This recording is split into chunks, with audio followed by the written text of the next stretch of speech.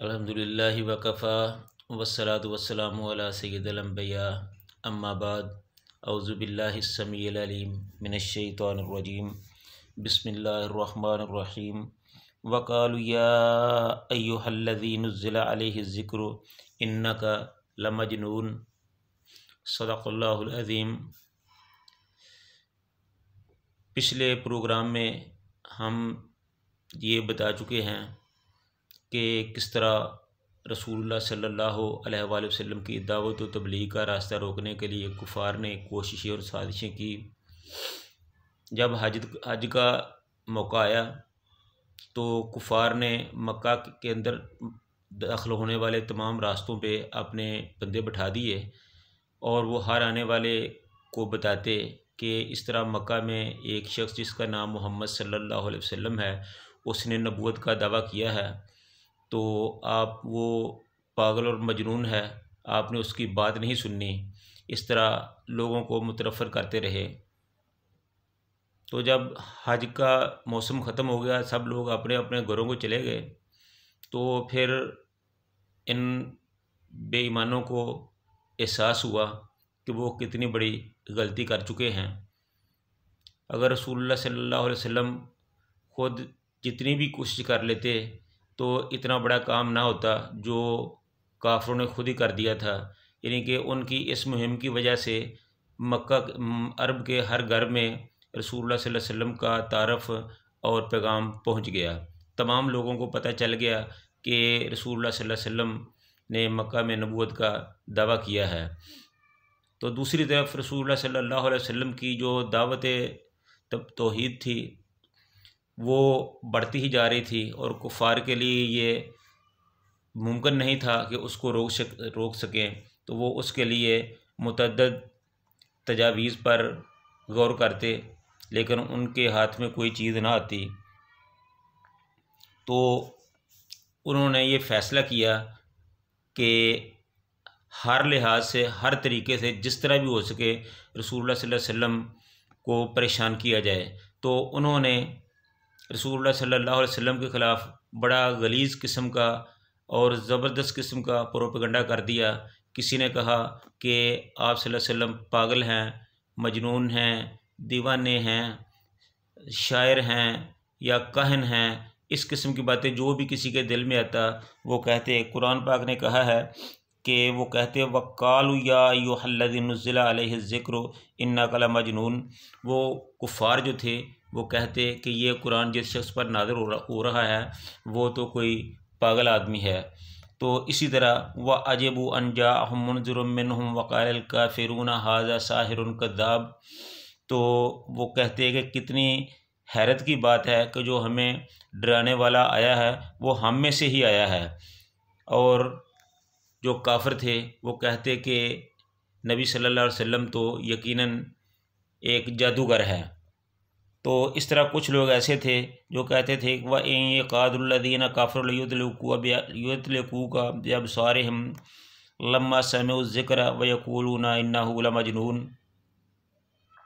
तो इस तरह जो किसी के दिल में आता वो कहे जाते, लेकिन जैसे जैसे वो रसूलुल्लाह सल्लल्लाहु अलैहि वसल्लम की मुखालफत करते उसी हिसाब से रसूलुल्लाह सल्लल्लाहु अलैहि वसल्लम की जो दावत तबलीग थी वो बढ़ती ही जा रही थी। तो इस तरह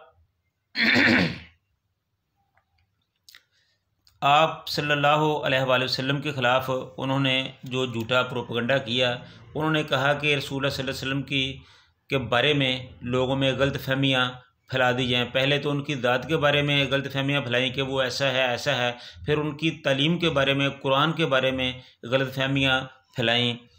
असातीरुल अव्वलीन इक़्ततबहा फ़हिय तुमला अलैहि बुकरतुम व असीला कि ये जो कुरान हमें सुनाया जाता है ये तो सिर्फ़ पहले गुज़रे हुए लोगों के या उम्मतों के किस्से कहानियाँ हैं। तो इसी तरह ये कहा जाता कि इन हाज़ा इल्ला इफ़्कुन इफ़्तराहु व अनहु अलैहि कौमुन आखरून कि ये तो महज झूठ है, ये जो कुरान है ये तो महज झूठ है, ये अपने पास से गढ़ कर लाता है और एक आदमी है जो उसकी मदद करता है कुरान को बनाने में, नऊज़ बिल्लाह। तो इस किस्म की उन्होंने बातें की जिससे उनका असल में मकसद ये था कि रसूलुल्लाह सल्लल्लाहु अलैहि वसल्लम की दावत के बारे में लोगों को के ज़हनों में खलल डाला जाए, उनको एक्सपोज़ किया जाए, उनको उनके ज़हनों को मुंतशिर किया जाए, उनमें सोचने समझने की जो सलाहियत है वो ख़त्म कर दी जाए, ताकि वो उनको उनके ख़िलाफ़ इतना प्रोपेगेंडा किया जाए कि उनको काफ़िरों को अवाम को यह मौका ही ना मिल सके कि रसूलुल्लाह सल्लल्लाहु अलैहि वसल्लम का मिशन क्या है, उनकी दावत क्या है, वो कहते क्या हैं, बस वो झूठ फैलाते और फैलाए ही जाते। तो इस तरह जब हर तरफ से नाकाम हो गए तो एक काफ़िर था जिसका नाम था नज़र बिन हारिस, वो भी कुफ़ार में से एक सरदार था। तो उसने लोगों को कहा कि मोहम्मद सल्लल्लाहु अलैहि वसल्लम वो हैं जो हमारे दरमियान ही रहे हैं और हम उनको सादिक़ अमीन भी कहते रहे हैं, उनको सच्चा भी मानते रहे हैं, उनके पास अमानतें भी रखते रहे हैं और उनको इज़्ज़त भी देते रहे हैं। और अब हम किस मुँह से उनको पागल, मजनून और दीगर जो हम कह रहे हैं चीज़ें, ये किस तरह कहें? तो इसलिए ये हमारा कहना बनता नहीं है, कोई ऐसी बात होनी चाहिए कि जिससे हम उनको रोक सकें। तो उन्होंने फिर खुद ही सोचा और वो यही सोच लेकर एक इराक़ का शहर था हीरा, वहाँ गया। वहाँ वो चूँकि इराक़ का दारुल हुकूमत था और इराक़ जो था उस वक़्त कसरा के ज़ेर इंतज़ाम था और कसरा की बादशाही बड़ी तवील और पुरानी थी, बड़े-बड़े बहादुर लोग भी उनके हुए थे। तो वो इन बहादुर और मशहूर लोगों के किस्से कहानियाँ सुनता, उसको याद करता और उनको सीखता और इस तरह वो काफ़ी देर लगाकर वहाँ गया और किस्से कहानियाँ सुन के आया। तो जब वो वापस मक्का में आया तो वो रसूलुल्लाह सल्लल्लाहु अलैहि वसल्लम के साथ-साथ चिपटा रहता। जहाँ भी आप सल्लल्लाहु अलैहि वसल्लम जाते वहीं वो भी चला जाता और जब रसूलुल्लाह सल्लल्लाहु अलैहि वसल्लम अल्लाह के दीन की दावत देते तो उनके बाद वो भी वहाँ बैठ जाता और लोगों को कहता कि ये जो मोहम्मद सल्लल्लाहु अलैहि वसल्लम आपको किस्से कहानियाँ सुना रहा है, इससे बेहतर तो ये हमारी बातें हैं। तो फिर वो जो वहाँ से वो सीख के आया था, सुन के आया था, वही लोगों को सुनाना शुरू कर देता।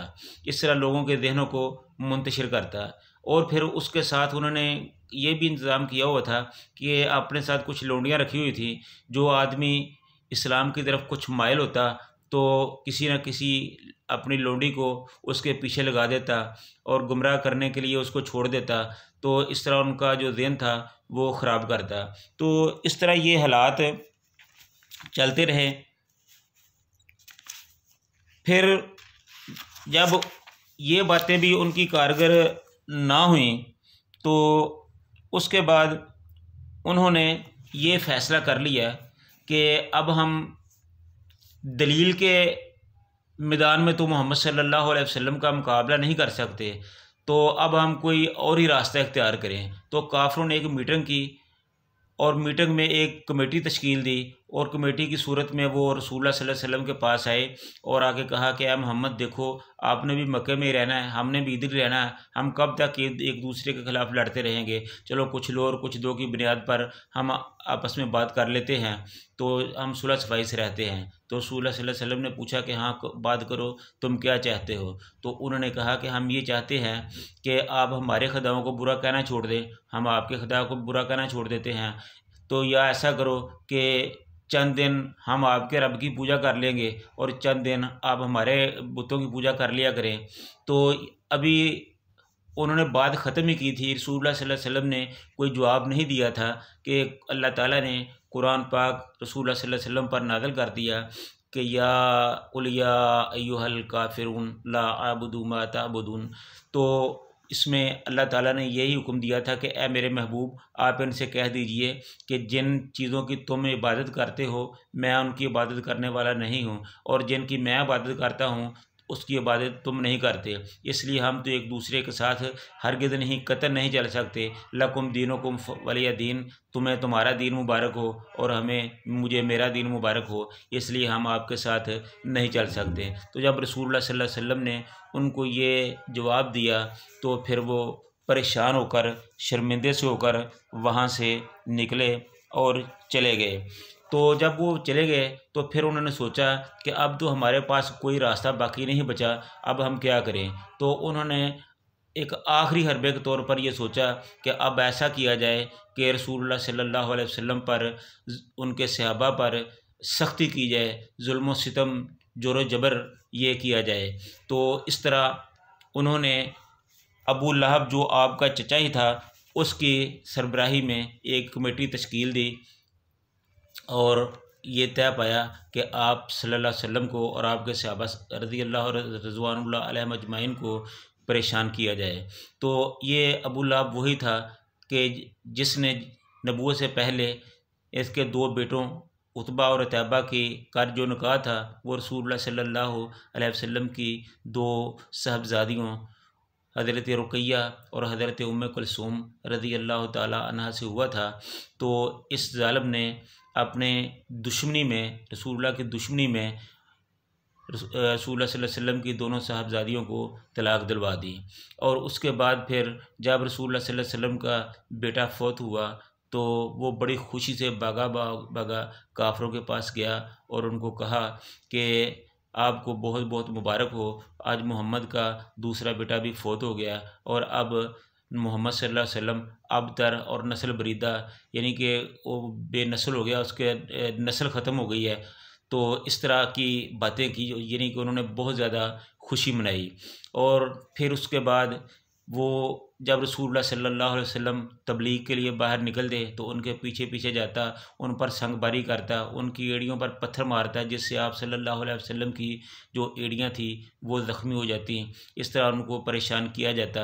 लेकिन ये तो एक अल्लाह ताला की कुदरत थी, अल्लाह ताला की एक हिकमत थी, अल्लाह ताला का एक सच्चा निज़ाम था जिसने चलना ही था, जिसने फैलना ही था, फूलना ही था। तो काफ़िरों की तमाम तर ज़ुल्म व जबर के बावजूद, उनकी घिनौनी कोशिशों और ख़्वाहिशों के बावजूद इस्लाम फैलता ही चला गया, बढ़ता ही चला गया। रसूलुल्लाह सल्लल्लाहु अलैहि वसल्लम की दावत और तबलीग में इज़ाफ़ा ही होता चला गया और काफ़िर अपना सा मुँह लेकर रह गए। इसके बाद के जो वाक़यात है इंशाअल्लाह ताला हम अगले प्रोग्राम में बताएँगे।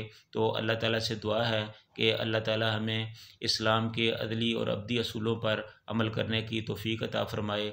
व आखिरु दावाना अनिल हम्दुलिल्लाहि रब्बिल आलमीन।